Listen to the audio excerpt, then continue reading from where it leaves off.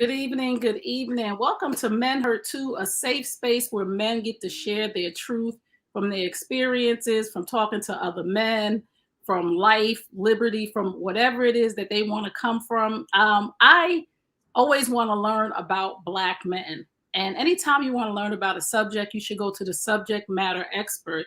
And who's the subject matter expert of Black men? Black men. Even though nobody believes that and everybody wants to go all over the world to find out about Black men instead of just asking Black men, I choose to ask Black men to share with me. And not only do I choose to ask them, but I believe what they tell me. So this is not a debate. This is not to give my guests pushback, but this is for people to understand that Black men are human beings first. They have experiences and feelings.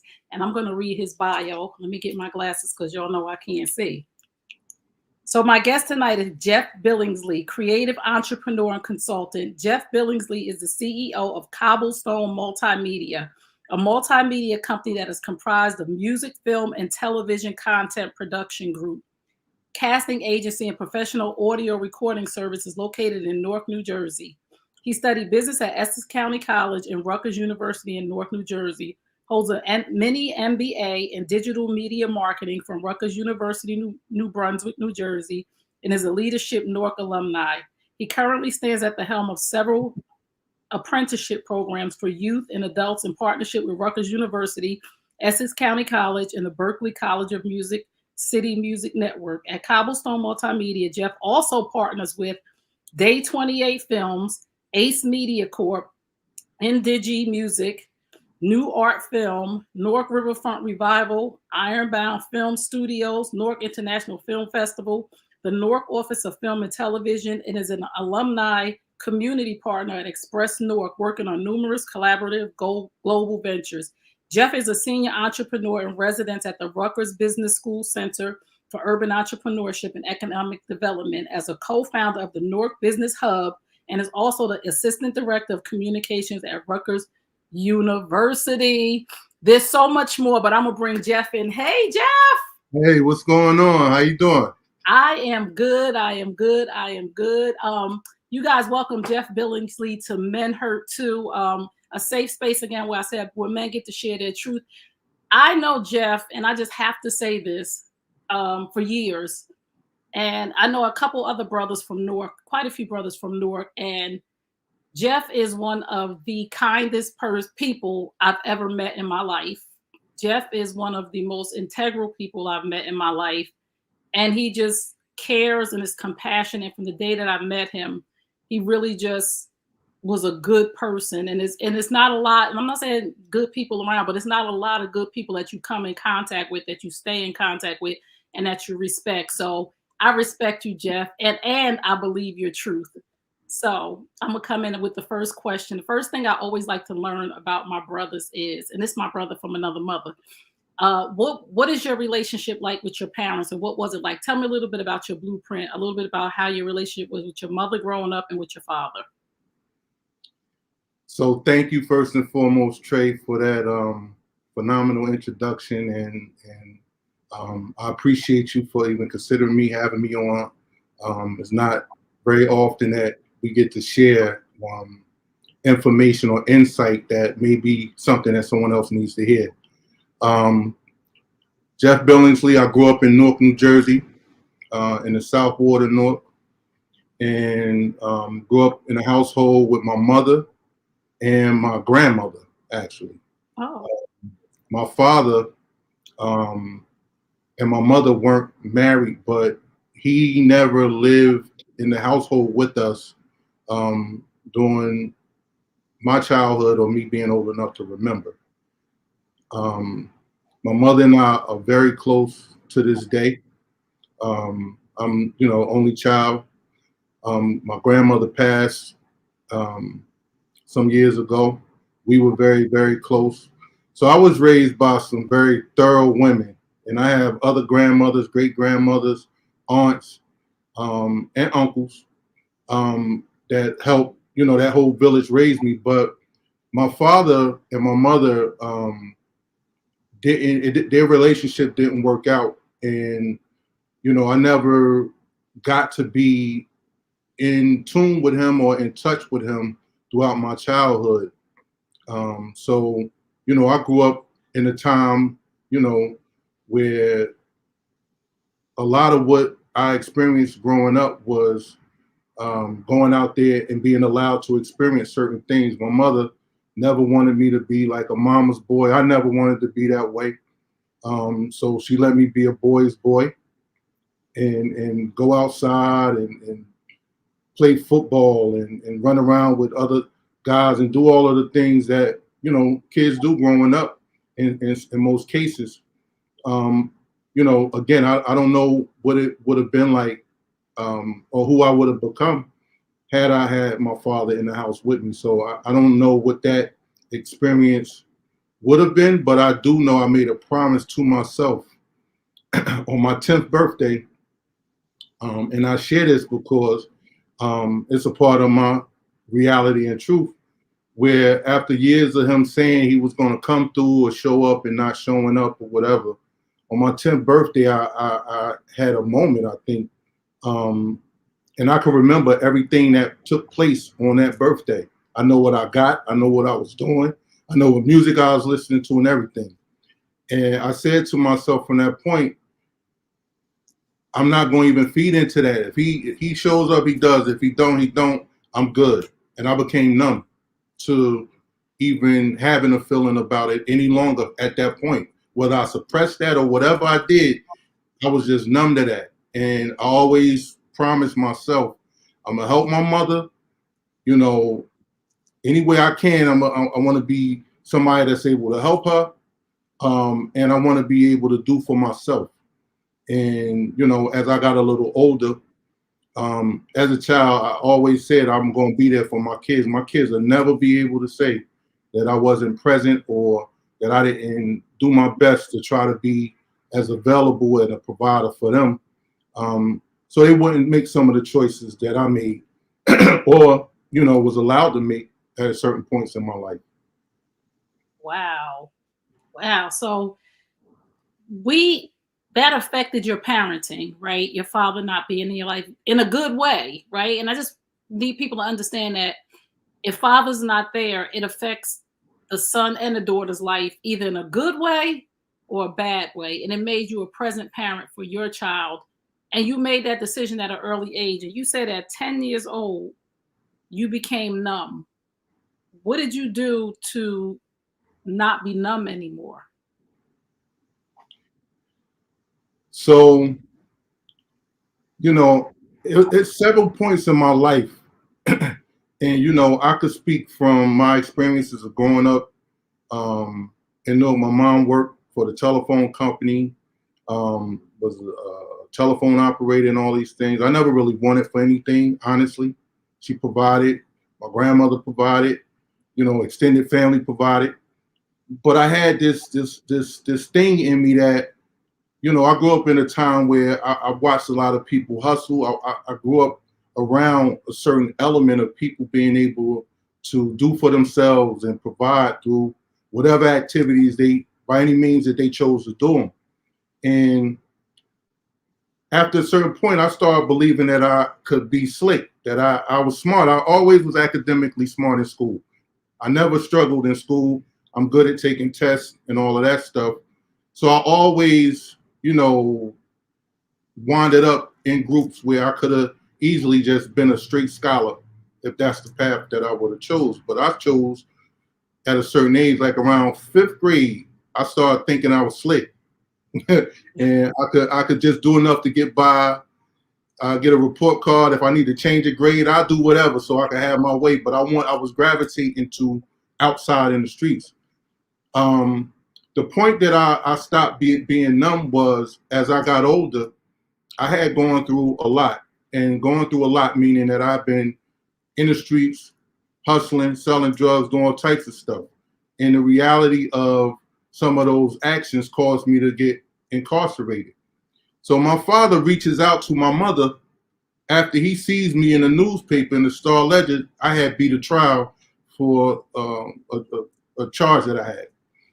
And it made the paper because I was acquitted at trial. I wasn't, you know, it wasn't dismissed on some hokey or nothing like that. long or the short, that got his attention, and he reached out to my mother, and my mom was like, in her feelings about it, like, "Oh, you reaching out because you saw that, but you had where you been all of this time?" And da da da da da. So, a few years later, after I came home, I got my life together, all of that stuff, and got married. Had 3 kids at the time, first house, all of that stuff. So my mother said, "I'm gonna call him. I want him to see how you done turned your life around." And that was the beginning of us communicating. And I was able to forgive him. I was, because I told him, I said, "I don't even want to get into what happened, or I'm not bearing any bad feelings about it at this point, because I've talked myself into moving on past that, and I got kids that I got to be present for, and that's what I promised myself, that I'm going to always be present, by any means that I know how, to be present for my kids. They'll never be able to say, well, my dad wasn't there, that's why I'm in the streets, or I'm doing this, or no, you won't have me as that excuse. I don't want to be that type of man that you emulate, or you grow up with, or without being able to benefit from learning from some of the things that I've experienced. And I want to be able to give you that knowledge. So for me, that was the point of us communicating. My father and I shared, he passed away. We shared a love for music. I get my love for music from him. Mm. He's a music fanatic. He had a whole, like a wall of all albums that he built, this shelf showcase, all of that. I went by his crib, I saw all of that stuff, but I knew that certain things about him we had in common. And my mother would kind of remind me sometimes the way he dressed, the way I like to dress. My mom's always dressed and made sure I was good. But, you know, certain things that, you know, she would tell me, let me know that I got some of that from him. And one of the things that I will say, you know, I don't want to drag it out, but me and my partner Marcel and I, we had a habit. We owned some businesses on Bergen Street together and stuff. We would get the newspaper every morning, go open up the stores, whatever. So I don't know why. I always go to Newark This Week and this other section of the paper. I just read the obituary. I thought it out of nowhere. But that's how I found out my father died. Oh no. Yeah, that's how I found out. That's how I found out. So he was being buried the next day. And then I let my moms know. We went, paid our respect and everything. Wow. But I say all of that to say, I'm able to sleep at night. I'm able to sleep at night with a clear conscience, knowing that I'm not saying I'm a perfect father. I've been perfect. I had a blueprint, all of this. But everything that I know I didn't have, in every type of line of communication I could keep open or extend myself, I try my best to be present. And continuously as adults, my kids adults, now I got 7 grandkids. I still try my best to be present in their lives. It will never be about me not being present or not being accountable. Wow. I don't sugarcoat nothing with them. I don't play games where I'm going to give them some half advice. I'm going to keep it 100 with them, because they've been sheltered and protected from a lot of things and ways that I've learned. So, wow, you said something so powerful. Your mother told you the good things that you got from your father. She reminded you your father liked music. She reminded you your father liked to dress nice. How important is for the single mothers who are listening, who are bitter and mad and angry, because that's your DNA. So if you talk bad about the dad, you know, your mother could have really, you know, went in. How important is it for single mothers to understand when they talk bad about the father or good about the father, how it impacts the child? You know, before we even logged on, we were talking a little bit about being grown. Yes. And being in tune with yourself and being accountable. Women make decisions just like men make decisions. If you choose somebody that you want to wind up having a child with, that was a choice you made. Kids don't ask to be here. Then they arrive. They show up. They here now. Co-parenting is not just a word. It's a reality. It's a real thing that has to happen, but you could only be ready for that when you got yourself together as a woman, and I'm speaking as a man or as a woman, you have to be in tune with what works for you and knowing the importance of having that father present and having that father be involved and accountable to helping you raise that child, no matter what worked out or didn't work out between the two of y'all. The child didn't ask to be here. So the reality of the situation becomes, I'm going to allow my feelings and emotions or my lack of managing my emotions to spill out. Some people toxic. Yes. And can't get past being toxic. They think that they're doing something hurting the man and they're hurting themselves and the child. What are you preparing your child for, especially if it's a girl? Both ways. Let me take that back. But if it's a girl, what are you preparing her for if all you doing is talking negative about somebody or it's nothing good? Or what service does that do to the child? The child is impressionable. Or as a mother, as a woman, you have a commitment to make sure you're good and you heal and you get past that enough to know this is my son or daughter's father still. And if he's on another page, he's doing negative things or whatever, of course you're going to protect your child. However, that doesn't mean something worked. He wasn't always that way to you. You laid up with him. You got pregnant by him. It's about accountability and being real. You can't pretend and sugarcoat and not be accountable to the decisions that you make. And that works both ways. But I'm speaking from a man that's been through situations where, sometimes children get used as pawns or means to get back at a man because things ain't work out. Man, that's like, what you doing? You hurting yourself and the child. And it's hurting the man to know that this is being done to them all for the sake of a relationship didn't last or it didn't work out. And I take accountability for the times I've cheated. I'm clear on all of that. I'm clear on what role I play in a situation, to the degree that a woman that I'm with or have been with for several years now, I said that's done. That's a done part of my life. I'm not going to do that. That won't be a reason that I give anybody to say why we didn't work out because I cheated. No, no. That's not. We're going to either go to counseling, get some help, or it's a wrap. Wow. It's like that.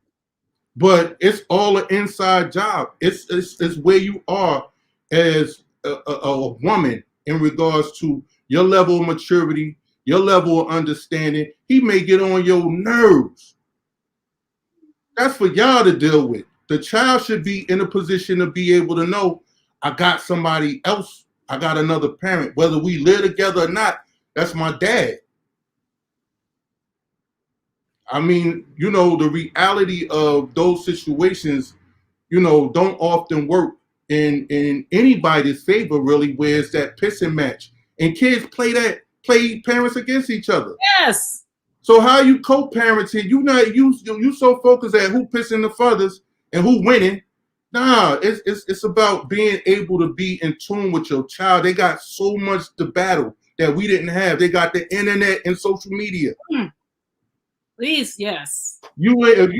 How you got time to even not be in tune with your child because y'all over here mad or y'all living through Love and Hip Hop and wishing y'all could be all the people y'all watching on social media and all. You playing on the block, you in the way.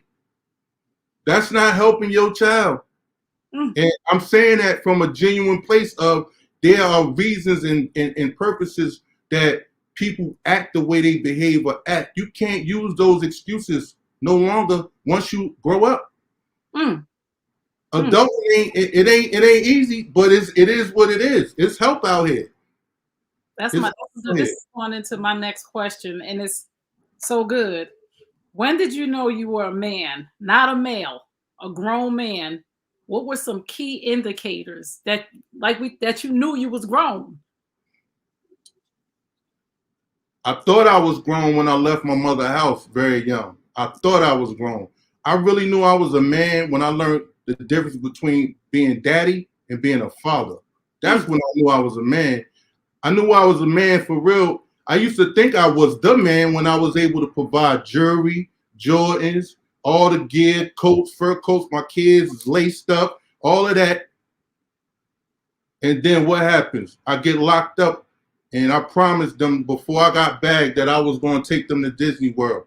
I told my mother I didn't want them to see me incarcerated. I didn't want them to witness that. I didn't want to drag them through that.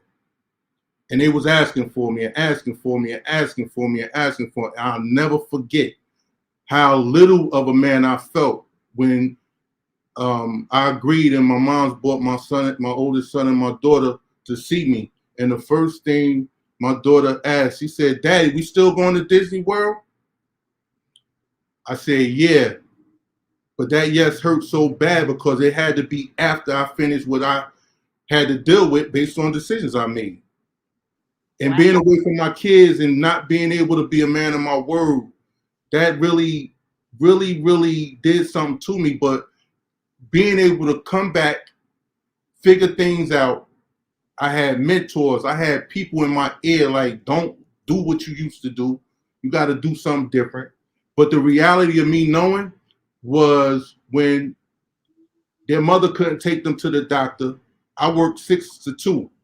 I could take them to the doctor. I could pick them up from school. I could be there at times that daddies don't be there for all of that. Fathers are there for that. So that helped me. My kids helped me to really understand. I had kids very young. They helped me to understand what being a man was about more than anything that I ever done, any money I ever got. None of that. No, my kids actually helped me understand what it takes to be a man and to be present. And that came through being a father. And the realities of me using that as my own self-talk or my own motivation. My kids motivated me to grow up even faster to a degree. I ain't perfect, never was perfect, been on child support, been through all of that stuff that people talk about. I got through all of that. I'm still blessed to be alive and to be able to communicate with my grown kids and say to them things that I know that I didn't have, or a person that I wasn't allowed or didn't have access to, a father or my father in a way at that age or whatever. So, you know, I came to peace with knowing that he was his own man, his own best version of him. And I can't get caught up into that. I gotta do what I gotta do. I gotta learn from that and work on me. Woo! His own best version of him. Can we please give people a little grace and mercy? Because a lot of times men are doing the best that they can do. And I'm never excusing poor behavior. I'm all about accountability. But sometimes, and my guest last week, Kendall Taylor, said, sometimes we so busy looking at the condition, we never look to see what the cause is. Mm. So, I mean, a lot of times men are doing things or having behaviors. And I had another man that came on and said he watched his mother be beat by his mother's boyfriend, and he got into a fight with his mother's boyfriend, and she went back. So he felt like the mother chose the boyfriend. Mm. I had another guest on who the babysitter had sex with him and his brother at 8 years old. So there's a cause to the behaviors that men are having, and we so eloquently deal with the causes that women have. She was molested. Her father wasn't in her life. This happened to her. Men hurt too. Men have, your father wasn't there. You know, just go ahead. Listen, no. What you touching on and where you going is that hurt part is real. The hurt part is, for me, I could speak for myself, always feeling as though I had to prove myself or be understood. Mm. My intentions was whatever they were, even in my juvenile years or whatever. I can't say I wouldn't have ran the streets or been in the streets if my father was there or not. But I know I watched my counterparts and my peers that had two parents in the household. Some people did well. Others had parents that were school teacher, cop, and their kids was worse than me growing up. So I've seen all of the best and the worst of all of those scenarios, but I can only speak on my situation. You know, I made choices. I chose to be in the streets. I chose to try to get fast money as a means to thinking I'm gonna create some generational wealth. I'm gonna retire from hustling and doing all this craziness. And the reality of that was that's not real. That's not reality. How many people you know today retired and not doing nothing but doing that? That's no.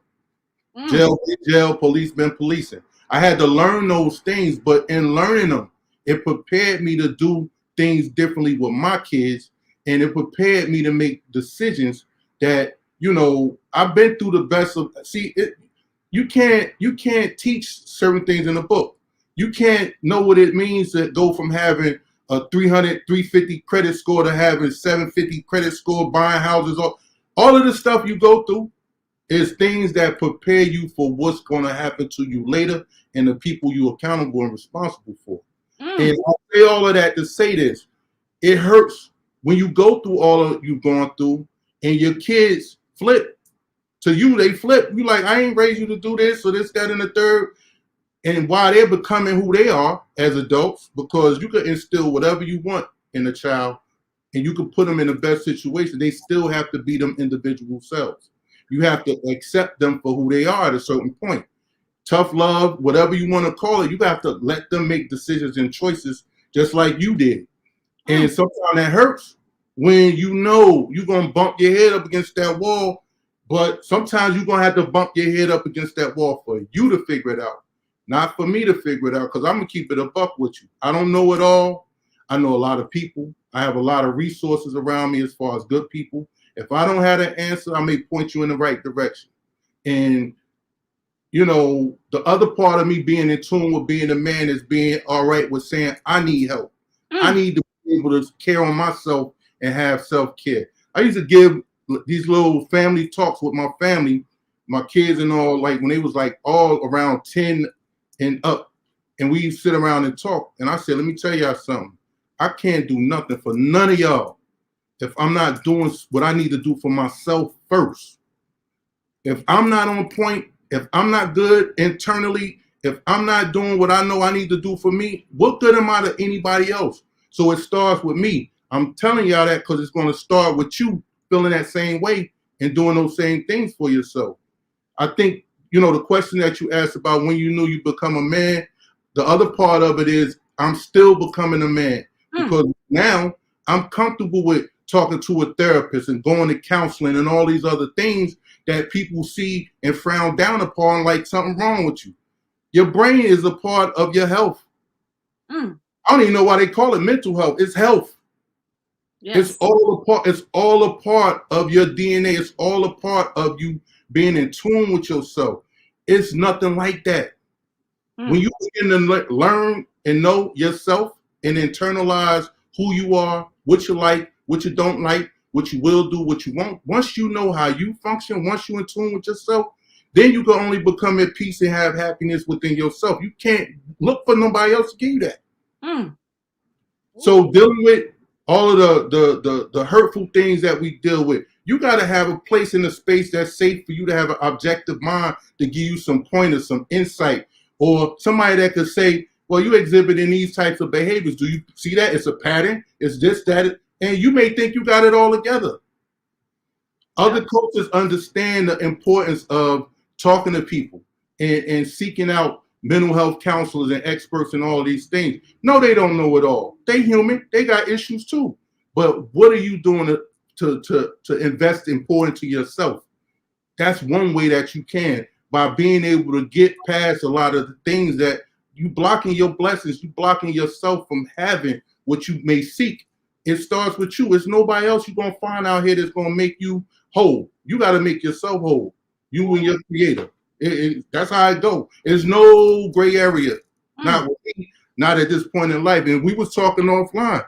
We both at this age, we know what we don't want. We ain't got time for no BS. People fugazi, people playing games, people faking moves. Ain't nobody got no energy for that. COVID ain't teach you that. I don't know what else will. I'm trying to tell you. Woo, if you just tuned in, you're tuned into Men Hurt Too. I'm here with my guest, Jeff Billingsley, and this platform is for me to let men share their truth, what it is that men need, what we're missing as a society from the subject matter expert, a Black man. And sometimes we go all over the place trying to figure out Black men when all we really have to do is ask Black men. And everybody has a story. just because a person was in jail when they were in a youth, just because a person made bad decisions, we have to talk to people because, again, this is another thing, Jeff. Women will say that when I was 15, 20, 25, 30, I did those things. I've grown, I've changed, I've worked on myself. But when a man says that, it's like, no, you didn't. You No, suspect. no, you You're didn't. always suspect. We suspect, but we got to do what? We got to walk on water. We got to go get the money from out of nowhere. We got to print money out, grow it on. We got to do. The expectation is unrealistic. So Yes. as a man, you got to get in tune with not feeding into certain things that's out of your control. Yes. This is the time of year people going nuts because of the holidays. More robberies happening. All of this stuff happening. Economy jacked up. So the pressure for a man right now to be a man is even greater during the holidays. You got to do all of this stuff. You got to get your kids stuff. You got to do, listen, you got to be able to be in tune and real with yourself. I just want to touch on something in regards to entrepreneurship. Please. And when I really started being an entrepreneur, made a decision to be an entrepreneur at a certain point full time. It was at a time where I was making very good money working a job. And I was in a situation where I had to hit the glass ceiling, quote unquote, at my job. I knew I didn't want to be my boss's boss. I didn't want his position, but I knew I didn't own anything. I know I didn't come from a silver spoon or somebody teaching me. I didn't have a situation. Some of my friends had parents that owned a restaurant or owned a store or some type of business. And I wanted to experience what it means to own something. I need to own something. I had a job raising a lot of money, grant money and all of this stuff. And I said, I could do this. I could figure out how to do some of these things. I didn't know what it was I wanted to do, but I knew I wanted to be in business. I wanted to be able to be an entrepreneur without even knowing I'm a first generation entrepreneur in my immediate family. So I say that to say the hurt from that experience was, you crazy. My mother told me I was crazy. Mind you, I'm her only son and I love my mother. We could have the same kind. She told me, boy, you crazy. You gonna leave a 6-figure job? What you gonna do? Yeah. Yeah, I'm gonna do that. Me and my wife at the time agreed this the plan. I'm gonna do this. We're gonna open a bit. Let me tell you about how important that was for me in my becoming a man in a whole nother way and being empowered to know that I could earn a living and have ownership in something that I could pass on, or I could be able to create some other type of revenue from as I go through this journey of finding out what my life really is about. My kids was able to work in my music store in Union, downtown Union City after high school. I had a music store. It was probably the most lit thing downtown Union City for several years. That this store was the epicenter of bringing all types of cultures and generations together through music. And my kids got to go there after school and work in this store. Wow. For me, honestly, you talking about a highlight of my life. And it became so crazy because I was, the store was a portal to getting access to the music industry on a whole nother level. Wow. That's what it was for. But my 16-year-old daughter at the time gave me that idea because it was her sweet 16. And she said, could you pick my friends up? We're going to do a little party at the house. And all of that. I pick them up. We in a truck. I'm a hip hop head. So I'm playing. I got every mix tape before it come out. The kids get in. They like, what's that? How you get that? Where you get that? I'm like, y'all supposed to be telling me where to get all this stuff from. They like, nah, we got to go to Newark or Elizabeth to get music. I said, wow. Dropped them off and everything. My daughter, afterwards, we talking, just reminiscing over the party and all that. She said, Dad, you should open a music store. Light bulb click. Wow. By 3 months later, I had got a lease to open the store. It's during the same time that I'm going through what I'm going through at work, where I gotta bust a move because, I had an issue that transpired where I was discriminated against because I didn't have a degree. Whoa. Yeah. I was told And I feel very comfortable saying that. I was told that after everything that I had experienced, I worked as a counselor, supervisor, and all this stuff, assistant director, director. And then I was like, what I'm going to do differently, because I became a director when the program money ran out. So now I got to help other people find jobs as well as create the what's next. And thank God for all the people from that era that was alongside me that helped me do all of that. But what I learned was, wow, I'm not doing what everybody else did. I'm going to earn this money, but I'm getting a percentage of every dollar I bring through the door. And that's what me and my boss agreed. No problem. The end of the year happens. This happened. This went on for over a year that I'm making this money. My salary increased, and I'm doing this other work after hours. I'm working my job, getting this salary. Then I'm getting other money because I'm running programs after hours. Something transpired. It was him and the business manager at the time had a meeting. I'm making more than his business manager. He decides at the Christmas party he wanted to have this conversation with me. I can't do this no more. I can't. I said, why? Because you don't have a degree. I said, you have to show me that in the university bylaws and blah, blah, blah. Wow. It blew up. That was the last Christmas party I went to, but it blew up all the way to the point, and I'm going to be short-winded with it, where he ultimately had to apologize. I had the latitude to be able to sue, and it would have caused the legacy that his family had to suffer greatly behind slip up. And it was over for me at that point. I knew I had to do something else. That's a glass ceiling. Right. Another becoming a man moment. Like, I got to do something different. I can't, nah. And the reality became that was me searching for what I was going to do as an entrepreneur. And my daughter gave me that insight. And it started in that way. I always was entrepreneur growing up, but I'm talking about really no job, straight up. Yes. In today's life, as the man I am today, I got sense enough to know it's all right for me to have a job. It's all right for me to have several businesses. Shout out to my guy, Lanier Richards. He called it a hybrid, where you can work a job, you can have several businesses, because you got to have multiple streams of income to do anything out here. A job ain't going to give you no generational wealth. You got to create different lanes. You got to have multiple streams of income coming. No, I'm nowhere near where I plan on being, but I'm getting there. Trust me.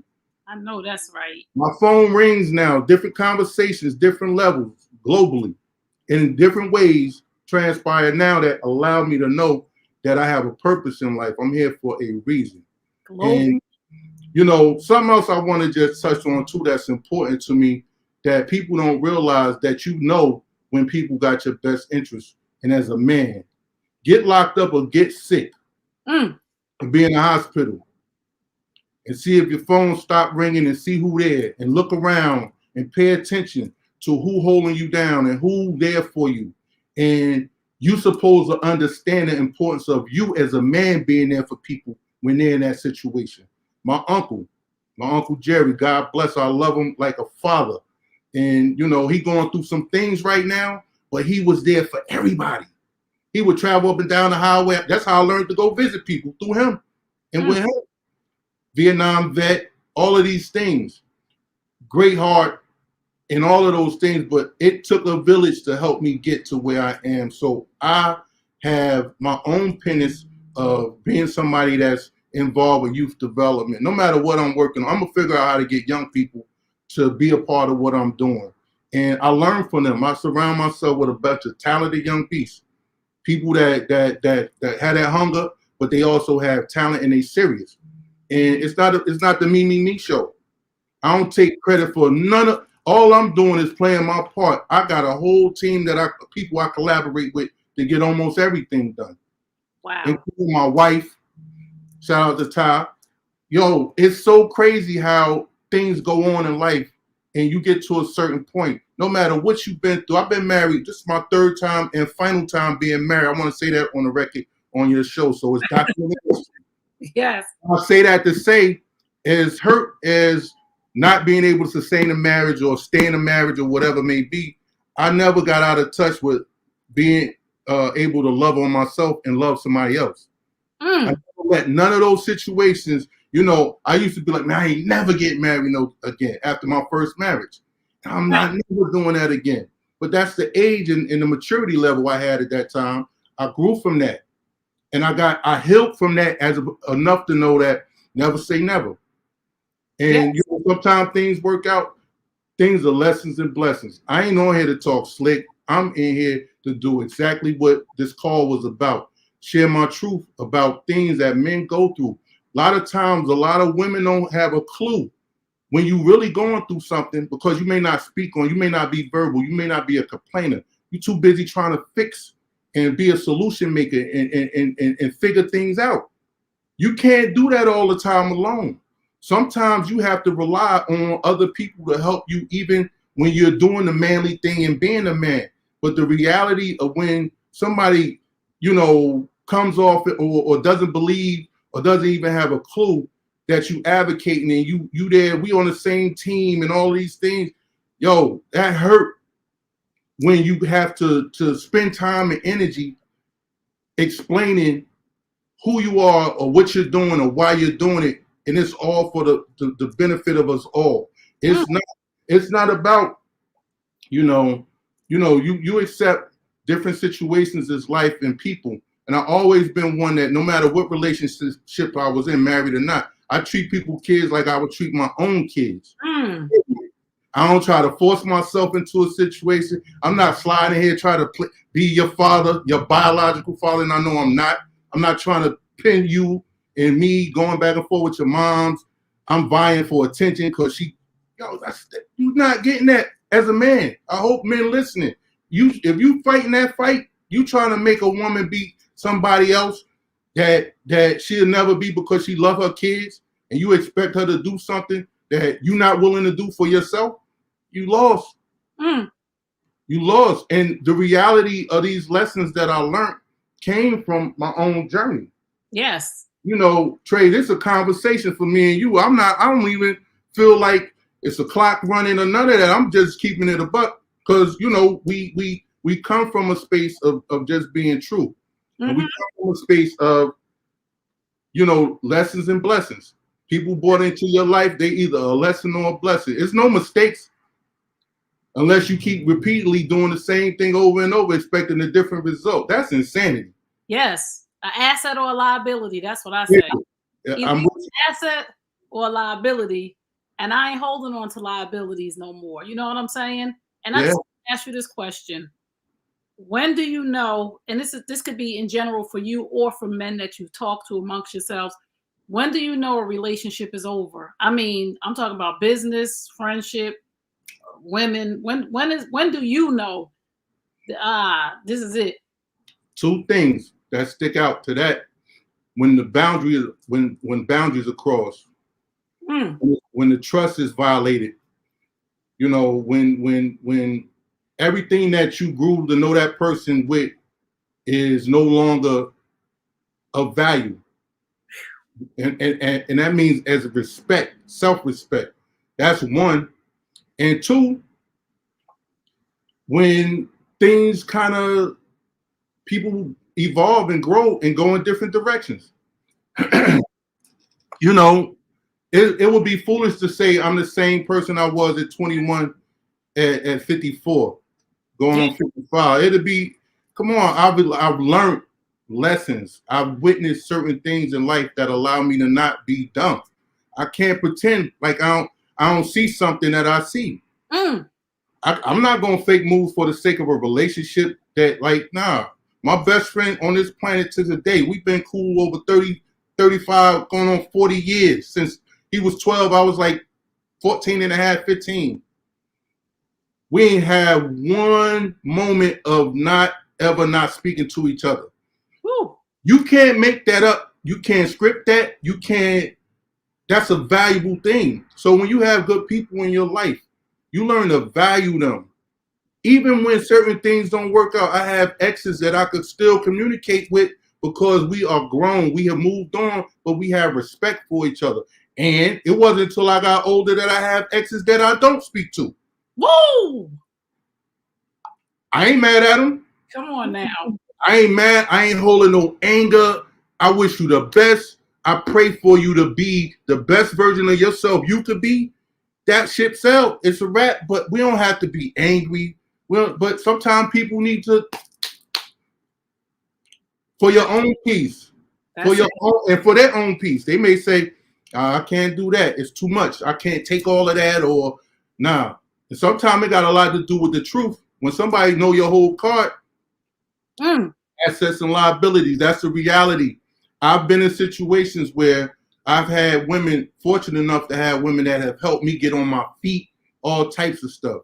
Do I walk around honestly saying that I'm better than them or I'm doing good? No. Whatever they did for me, I either paid them back, did what I had to do so I could sleep at night. You will never be able to hold things over my head like that, because that's not how I'm wired. If I do something for somebody, I genuinely mean it. I'm not doing it because I'm trying to get some type of posture or position of you believing I'm somebody I'm not. You get 1,000% of me. You either love me or leave me alone. That's just how I am. My kids, my mom, I'm like that. And I'm not bragging. I'm just saying I know myself. I know my intentions. I know my heart. I don't mean people ill will. I don't get up and wake up and say I'm gonna be malicious today and I'm gonna do. I never was like that, even in the streets. Wow. I was never like that. Like I'm just gonna just do something to somebody for no reason. If I do something, even if it was wrong, I still carry myself a certain way, no matter what I did. I ain't justifying it. I'm just saying I still had I was raised. I was raised by some thorough ass women.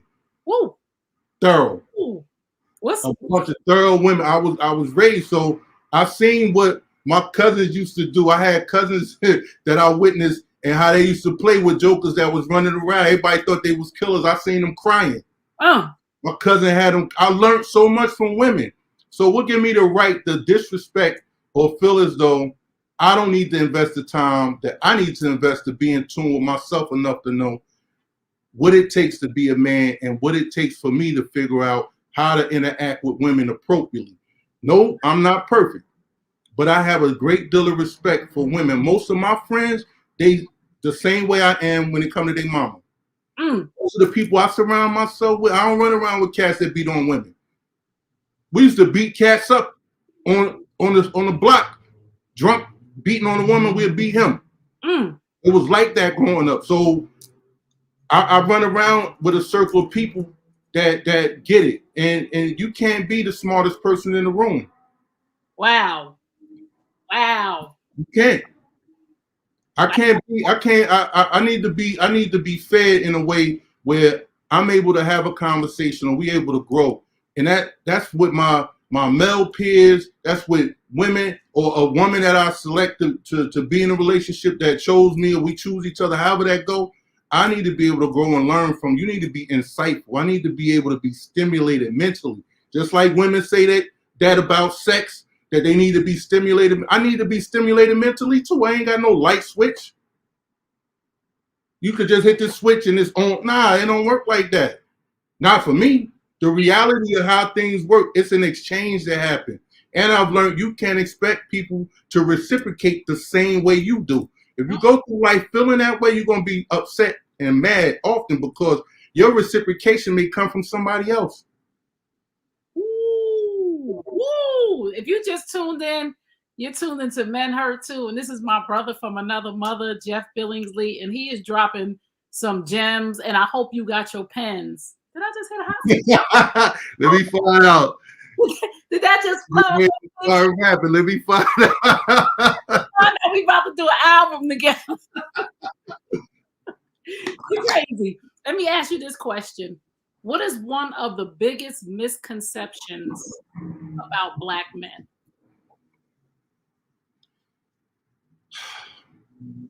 I could speak to my experience of knowing I come from a family of very hardworking men. All the men in my family, even my sons, but all the men in my family, we got that gene in us that we will work. We will not lay up on a situation or, we'll figure it out and we get to it. One of the biggest misconceptions that I know as a fact, and it's beyond my opinion, we have some of the greatest minds. We're some of the most ingenuous individuals on this planet because out of the necessity of having to be.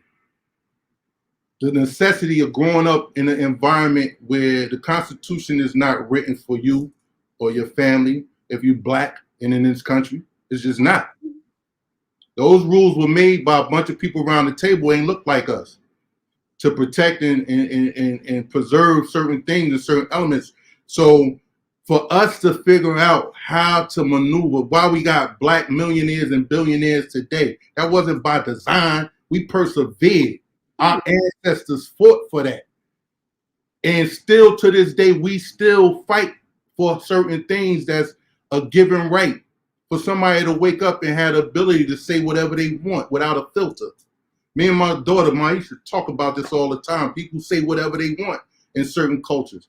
We don't get that privilege to say anything we want anytime. We got to be very strategic about how we say certain things. But as men, I witness and I know some of the greatest minds that I've come into contact with look like me. From the street, from schools, from academia, I got so many people, especially in academia, that when I meet people of color, and I don't discriminate, period, but when I see somebody of color that gets it, that's approachable, that's really doing real work, I gravitate to that because I gravitate to people who know that they've gone through a certain journey that may be different from mine, but it's a mutual respect, and they value what I say out my mouth just like I value what some of the things they say out their mouth.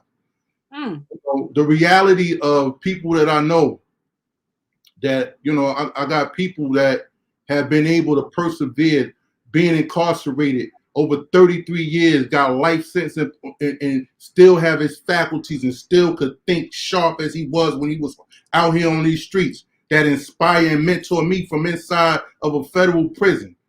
Wow. Free Wayne Akbar Prey. People that I get guidance in from, and guidance and insight from while they fighting their journey, or I'm trying to help fight that journey in my own way to help people like that see freedom, that I know deserve that. The reality, though, is we have a bunch of very, very intelligent, smart young people and older adults in our culture that don't get the light of day. That's part of me being a storyteller. That's part of me doing a documentary with Bob Sumner about his life and the things he continuously done beyond Def Comedy Jam. People that have done and still do things to help other people and use their ingenuity and without budgets and knowing how to go get to it and knowing how to make something out of nothing. It's not easy, but it ain't impossible. Wow. Woo. Come on now, Jeff. I'm so glad we're on here tonight. Again, if you just tuned in, this is Men Hurt Too, a safe space where men get to share their truth. And I just love to have my brothers on here so that the world can see that Black men are intellectual. Black men have stories, but they persevere. We want to hold on to the idea that Black men are all felons, Black men are all drug addicts, Black men are all deadbeat dads, Black men don't like to work. We want to hold on to all these ideas. So I like to highlight my brothers who have had some things that they've done. And again, I got here by way of committing adultery. Like, I cheated on my husband.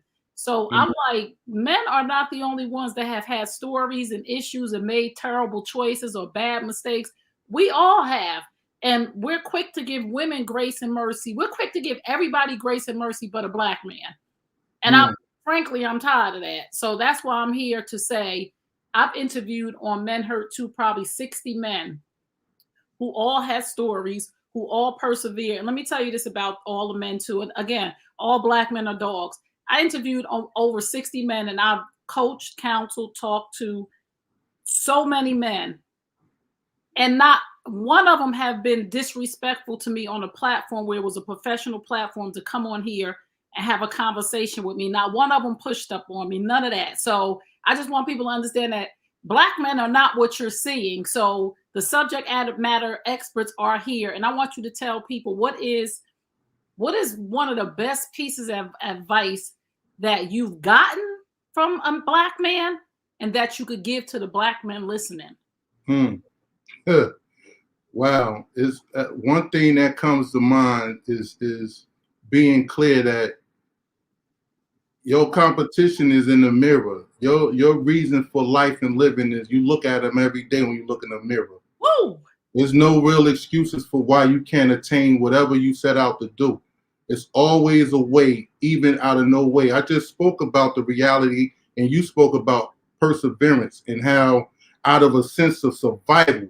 And I want to give a shout out to men, Black men that didn't choose a path of going into the streets or negativity or whatever to get where they are, because oftentimes people think it's either you did it this way or that way. No, it's one way or the other. You have to be able to rise above whatever adversity you face, but it starts with you. And the reality of believing or thinking for one sec, everybody ain't gonna love you.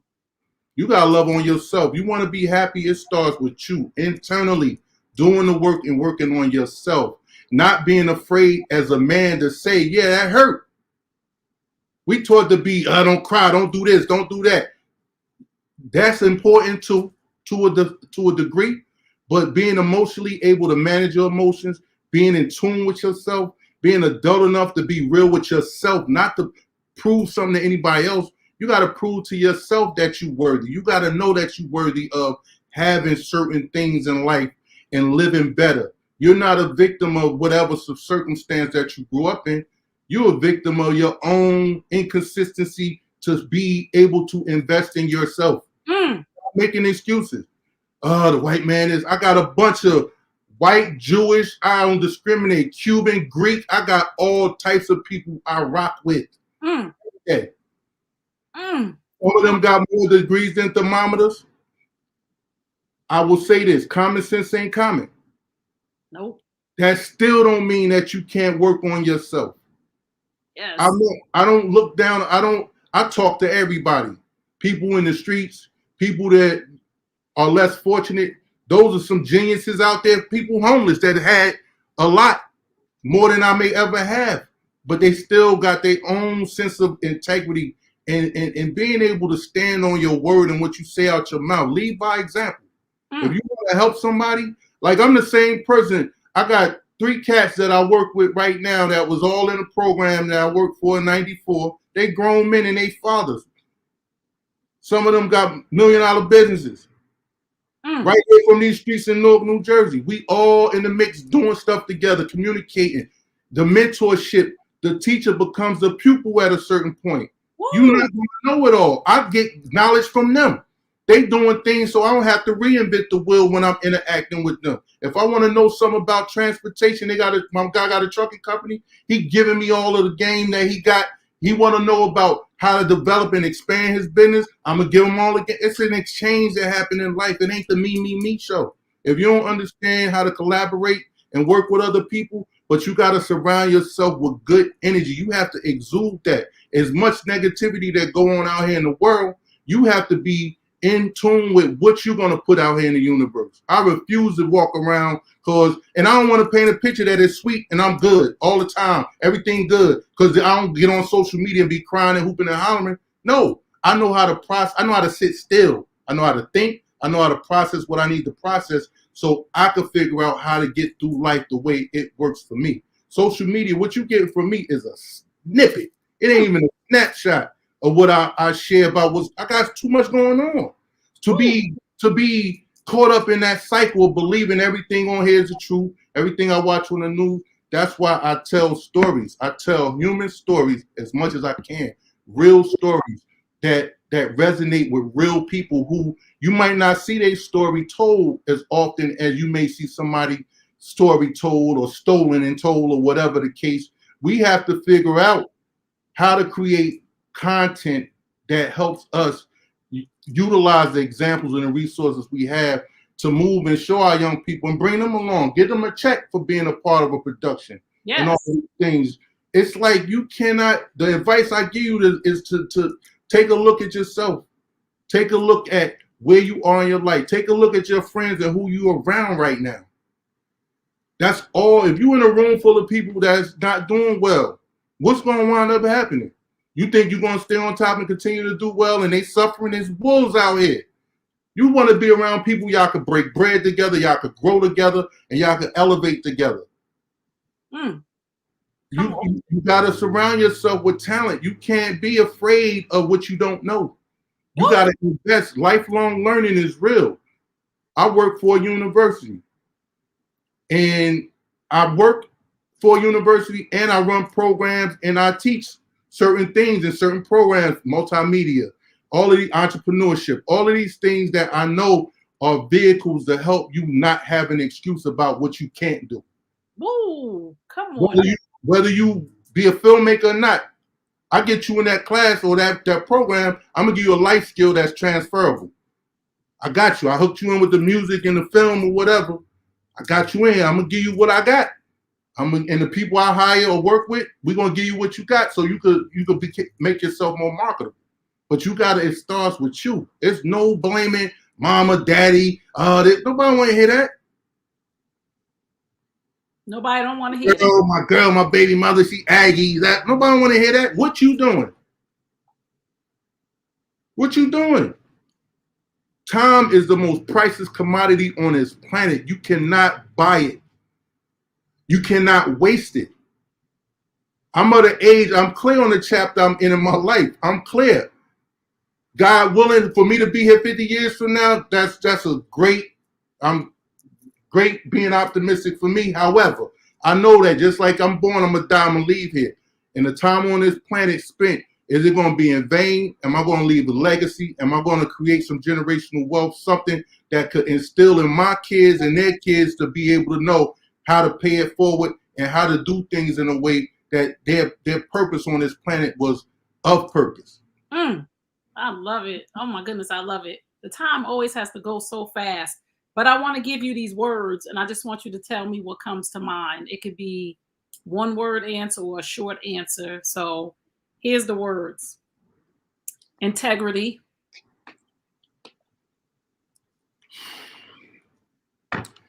Wow.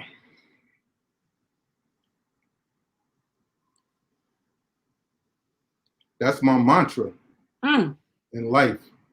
Okay. That's my personal mantra, is that you should never be able to call me on whether I'm fugazi or not, because I take integrity to heart. Ability. As long as we wake up, God give us the gift of life and wake up. We all had ability to get up and go get it. We all got the ability to do and be whatever we want. There's no excuse. There's no excuses. God bless my friend Rodney Mason, who I graduated high school with, and he became paraplegic. He got shot, and my partner, I was able to interact with him, and I'm gonna say this because it's important. But he was in a wheelchair. He became championship Little League baseball coach, flag football coach from a wheelchair. Woo. He was destined to be a baseball player in high school, serious baseball player. Yes. But the ability that he had to get past the dark patches of being in a wheelchair and give back and help these younger kids that's ability, the natural ability to get up and know my life don't end and determine who I am because I'm in this chair. Ambition.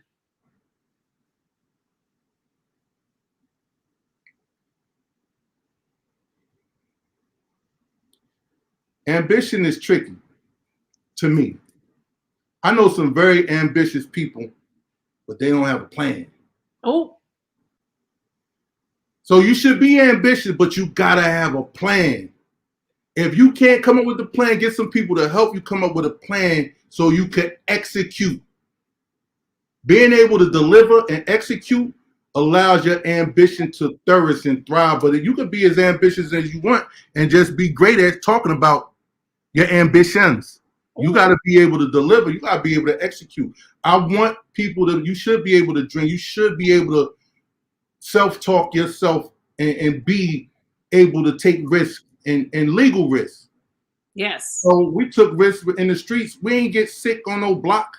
We ain't go sit in no house. We was out here risking our life all day and night, breaking day, illegally, doing all types of madness. So you get a job, you start a business, your ambitions have to match the energy that you put in something else. And I say that to say this, sometimes it's so easy for people to confuse efforts with results. Ooh. Wow. That's why I mean ambition is true. Some ambitious people out here, but you know them. You see them next one day they doing this, one day they doing that, one day they doing it. Are y'all making money or you got hobbies? Oh. There's a difference from having a business and having a hobby. Uh-oh. Because you're ambitious, you want to do, but you got to have a plan and start thinking that way. Like I need a plan, and I may need some help to execute that. That's it. Woo. That was good. Wealth. I'm the wealthiest person on this planet right now. I'm gonna tell you why. Wealth for me is health is wealth, and human capital is wealth. I say that to say this: money is a tool. It's a part of how you accumulate wealth in a certain pocket. But the relationships I have with people, the network of people I build and still build, I could pick up a phone and call somebody in another country and get an answer or get a connection to something that's priceless. Sometimes you can't pay for those types of relationships.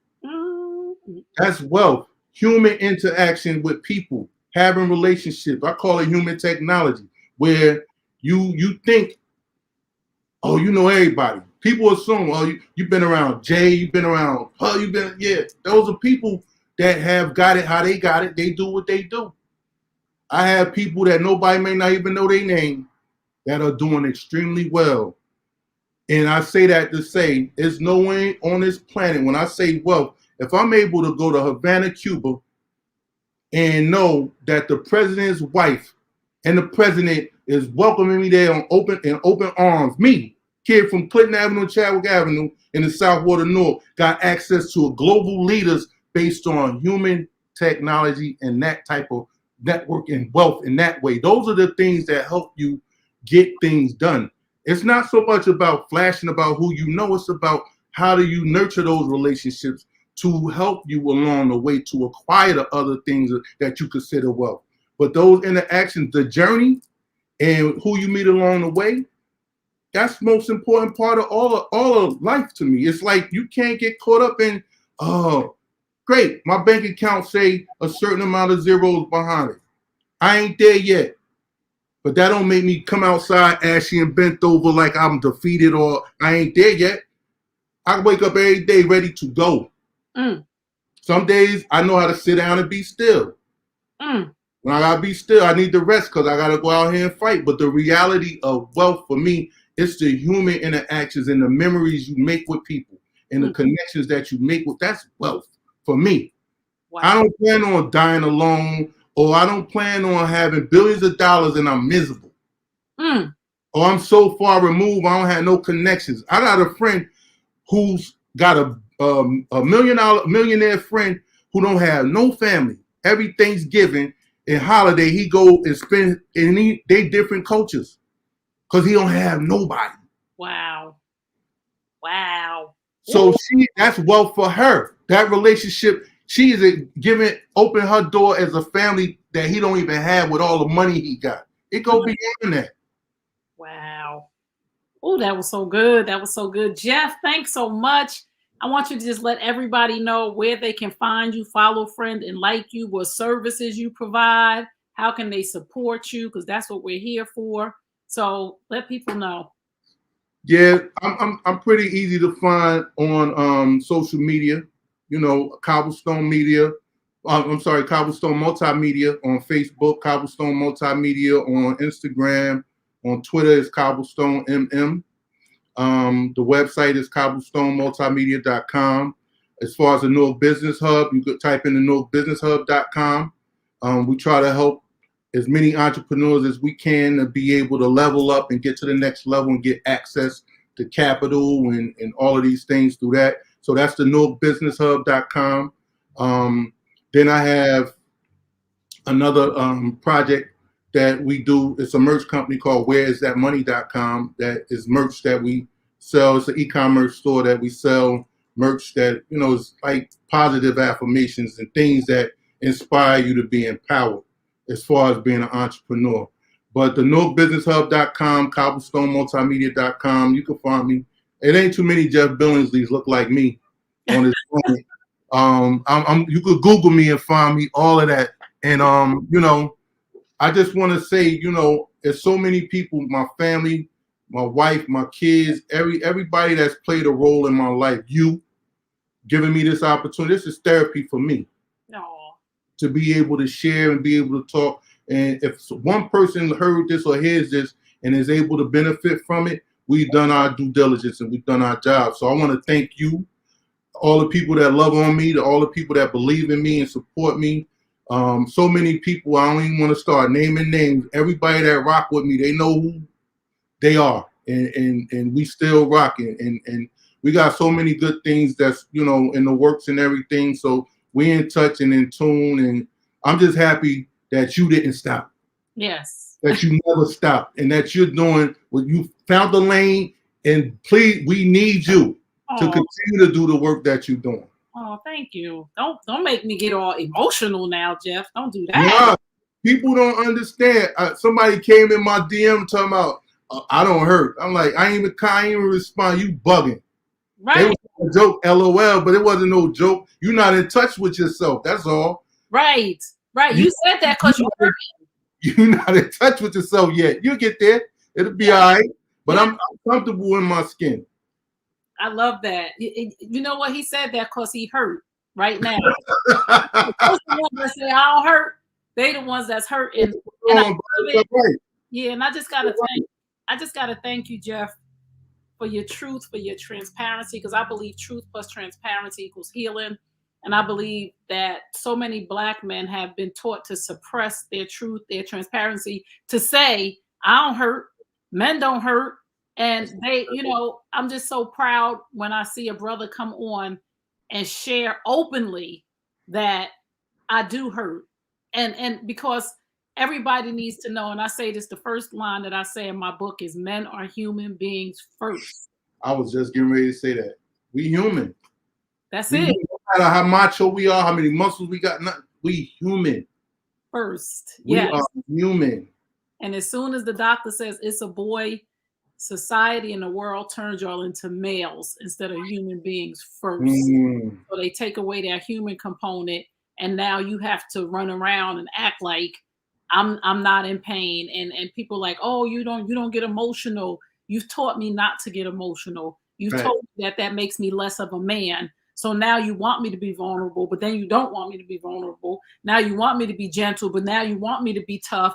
You're not giving me an opportunity to be a human, because a multifaceted. Men are just like women. They have emotions, feelings, thoughts, reactions. The same as Black men I'm speaking on. They have the same. If I stab you, you're going to bleed. If I came over there right now and I punched you in your chest, you're going to react. You understand what I'm saying? There was this one thing this one guy said to me on an interview. He said, when I said, when is a relationship over with you with a woman? And he said, I knew my relationship was over when she said something or did something. I can't remember which one. And I thought to myself, if she was a man, I'd knock her out. I was like, whoa. He said, that's when I knew it was time for me to go. He was smart. Yes. It was definitely time to go.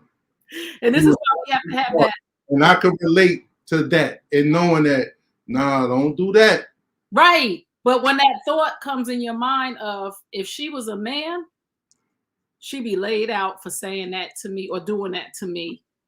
And we have to be in tune with ourselves. Like you said, we have to be emotional, intelligent, to know when enough is enough, to know when to leave, to know when to stop bleeding, to know when things are over. And for men, I'm telling all my brothers, you get to change your mind in relationships. You get to say this relationship's not good for me, because women do it all the time and they're praised for it. You get to say no. And you get to understand this. Let me just say this. Women, we are the prize, right? I'm the prize. Jeff, you the gift. It's a two-way thing. Wow. A prize ain't no better than a gift. Wow. And you want to be the prize, be the prize. Wow. Listen, my partner Black, he got a saying that this is my mantra going in for the rest of my life on this planet. You play stupid games, you win stupid prizes. Woo! Oh. He got that. You Oh, play stupid games, you win stupid prizes. You do dumb shit, what you expecting back? right. Like, come on, let's be real about life in that, it ain't about, these are real life scenarios and situations that we have to be mindful of every day. It ain't always the devil. Sometimes it's the consequences to your ass. People are like, oh, the devil is busy. No, robbing folks. The devil ain't Right. busy. The devil is busy. Like, I ran out of gas. The devil no, you didn't put no gas in your car. Right. You put a needle on E. The devil not busy. You were supposed to stop at the gas station to put gas in the car. So again, Jeff, we could go on and on. I thank you. It's something. Iron definitely sharpens iron, and I got so many people that I rock with. They don't even realize how much they inspire me or keep me pressing on. You being one of those people that, whether we talk 2 months from now, a year from now, see each other somewhere, it's always been consistently just genuine, and that's why I rock with people that's themselves all day, every day. Yes, and again, just because social media is Facebook, Instagram, fame, all that, it's just really fake. I support you from afar, from behind. I believe in you. I see you. I know you. When I see people in the room and they ask about media, I talk about you. So it don't have to be real recognize real. And again, it don't have to be me up in your face or us on the phone all the time. It's when we're not in the room. What are you saying about me? When I'm not in the room, do you mention me in the opportunity? When I'm not in the room, do you love on me? You know what I'm saying? Like, I tell people about you, Do It All, quite a few brothers. Shout out to Dude for making history. Yes, and this is more than once. This is what shout out to Dude. I think he might be overseas right now touring, but shout out to him. And again, it's just important. Sometimes people don't realize, and I'm gonna go into no tangent, but it's a difference when you was dope before the internet, dope before social media, dope before all of this stuff, where you was genuinely yourself and embraced by people without this platform or without these platforms. So your level of understanding and confidence is a little different from somebody that's just becoming Facebook famous, internet famous, social media famous. That's a whole different wave of generation. I might not live to see that stop. Yes. I don't know if it ever stopped, but I didn't come up that way. I'm not stuck. I'm not against it because I'm on it, but I'm consistently myself. And I think that's just really important for men, Black men, to understand. We really are all we got. We really are in a position to figure out how to combine our resources and figure things out. But your energy and your spirit got to be right. Yep. You can't come around me pretending like this, that, and the third, and I don't see through it. I don't rock with everybody. I could be making a bunch of goofy content, doing stuff that's just out here for a buck. That's not my thing. Oh, wait, people tell me, I've gotten if you did this, you would get this many followers. Nah, I'm not. I don't compromise my integrity. I'm not coming on here half naked. You ain't gonna hear me cussing and swearing and talking about. Nah, I ain't doing none of that. I'm gonna take the high road. It's gonna take me a little bit longer, but I'm good on that, because actually, when you're operating in your purpose, it's not about the material things. It's about the lives that you change. So I believe that our men need spaces where it's safe to share their truth, so that other brothers have the opportunity to heal based on hearing the fact that, Jeff, I was in these streets. I went to jail. My father wasn't in the house with me. The other young man, my babysitter slept with me. The other young man, my mother was beat up and I felt like she picked a dude. So I self-medicated on women. I had an insatiable sex appetite. That's all I wanted to do until I figured it out. So other men hearing these stories and pouring into each other and saying, bro, it's okay. You're not the only one, is why I'm here. I'm not new to this. I'm true to this. Been doing this, and I'm going to keep doing this. So I thank you, Jeff. And thank you. Guys for tuning in to Men Hurt Too.